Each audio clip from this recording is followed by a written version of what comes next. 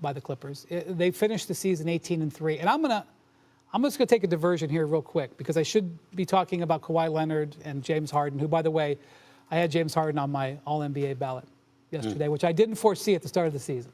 Right. I want to speak a minute about our former colleague here at ESPN, Jeff Van Gundy. Jeff Van Gundy's, he's assistant with the Clippers at Ty Lue, okay? Jeff Van Gundy last year was a consultant with the Boston Celtics.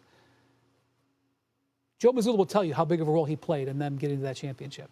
He comes in this year as the defensive lead assistant here for this Clippers team. Yes, he did. And Clippers player after Clippers player that I've talked to this year, Norman Powell, James Harden, Vitsa Zubac, they all are talking about the impact that Jeff Van Gundy has had on this team and how the big of a role he's had in lifting them up.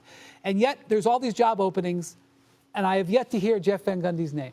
So I'm just going to remind the league that while you're looking at how well this Clippers team is doing, don't forget about Jeff Van Gundy. All right, that's my pitch. He didn't ask for it. He wouldn't want me to say it. Just remember Jeff Van Gundy. The other thing I'm going to say, Kawhi Leonard, the last 2 years hasn't been able to finish the first round, okay? So I am not going to sit here and tell you that I know what's going to happen. But I do know that Kawhi Leonard has not looked like this in the playoffs since 2019. Shooting the ball like this. And while I recognize that we have Nikola Jokic and the Nuggets also have the home court advantage, I am fascinated to see if Kawhi can keep going this way. And if that's the case, this Clippers team has no ceiling. Well, I want to say a couple of things. Number one, I completely 1,000% echo your sentiments about Jeff Van Gundy. He's a head coach in this league.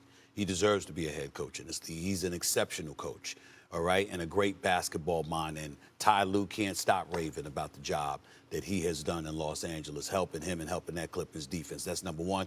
But I ain't mentioning Jeff Van Gundy without mentioning my man Mark Jackson, who everybody's forgotten about, who should be a head coach in this league. All right, and it's a damn shame that somehow, some way, that has not happened in over a decade. Having said that, the interesting answer to this question to me is the Lakers against Minnesota, and here is the reason why.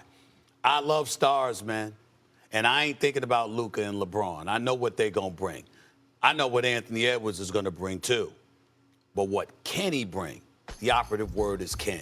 I think that in this series, with Minnesota being the underdog, clearly being counted out by most of the basketball world, because we saw what Luka did in the Western Conference Finals to the Minnesota Timberwolves last year, and that's when he was a Dallas Maverick, and now you got LeBron James as your teammate. As far as I'm concerned, everybody's counted Minnesota out.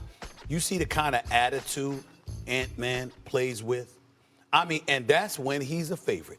I mean, when you count this brother out, he elevates. And I believe that's what he is going to do in this series. Whatever we've seen from Anthony Davis in the past, I believe, Doggy, he is going to eclipse that in this series. Will it be enough to beat the Lakers? No. But I believe he's going to push this to likely a 6-game series, maybe even a 7-game series, because I believe that Ant-Man, who can be Jordan-esque at times, is going to show up and show out. Anthony Davis, y'all better get y'all popcorn ready. The Ant-Man is coming, and I think he's going to be sensational. That's why I'm interested in that series. I will three-peat what these two said about Van Gundy. Remember, my old radio partner and I were shocked when Dave Checketts, when Riley left, brought in Don Nelson and did not promote Van Gundy as his head coach. What happens 40 games into the season? They fire Don Nelson, and what do? They bring in Jeff Van Gundy. So, and he was a great analyst. Let's not forget that, too. He was great on TV. Not good. Not good. Great. Funny. Great. But I'm with Windy on the scenario with the series. I love the Clippers series, too, with Denver. The Clippers are only a slight underdog in this series. They're plus 120. Minnesota's plus 155. So that tells you that that's a dead-even series. And I'm with Windy. I think they can win. Now, listen, this is me, and I'm sure we're going to get to this later. I don't trust Harden. All right, Harden, I know he's had a great year, 39 points on Sunday. I never trust him. When the chips are on the line, I never trust him. And there'll be a scenario here in a Game 7 against Denver where you're going to need him to score 40 points and dominate the game, and he'll shoot 5 for 30, and they'll lose. So he worries me, and also the health of Leonard, who's always banged up. That worries me. But if Harden, plays like he can play and Leonard stays healthy, and I think this Denver coaching situation is going to play into this a little bit, and we all know Lou's a great coach. I'm with Brian hit right in the head. I'm with him. I think the Clippers are going to win. And Denver did not finish the season well. I know they won their last 3 games. Who cares? I love the Clippers in this series. I'm going to take them too. I think Wendy hit it right on the head, Stevie. Stephen A., I like the Clippers. do you trust Harden to show up? Yes.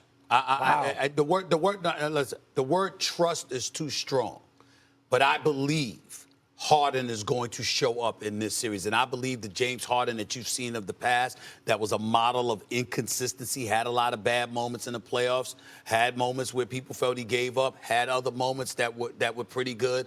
I think the good part of James Harden shows up. He's got a team around him. He's got Kawhi Leonard looking better than he's looked in the last 5 or 6 years. He has an exceptional coach, an exceptional coaching staff, an exceptional defense behind him. I think James Harden shows up in this series, and I definitely think that the Clippers beat Denver because Denver's lack of depth, along with the new coach, I think those are the kind of things that count against him. It's just that with Zubac, as impressive as he's been, and he has been impressive, and he deserves a lot of credit, it ends now. You're going up against the Joker, Jokic. It's a different animal now. All that stuff that we've been saying about Zubac is nice. Humility is en route. So you could argue, Dog, that James Harden has the most to prove out of any single player in this postseason. I mean, you can make cases for other guys. Luka, hasn't won.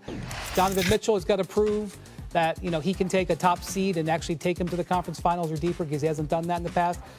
Not only is James Harden sort of in the last stages of, he's still in his prime, but he's in his mid-30s. He's a free agent. And he's taken pay cuts several times over. He's going to prove that he's going to get paid like these other guys. He's got to do it now. Let's stop this. James Harden doesn't need to prove he deserves to get paid. He's proven it. We have to give credit where credit is due. He's proven that. He deserves his bag. Major props to the Clippers organization. A lot of people felt, why don't you keep Paul George? Why don't you let go of Kawhi? Can't rely on his health anyway. That's how I was thinking. Can't trust Kawhi Leonard's health. I'll believe it when I see it. They believed in Harden, and he's delivered. They saw something in him a lot of people did not see. And a major props to the organization, and definitely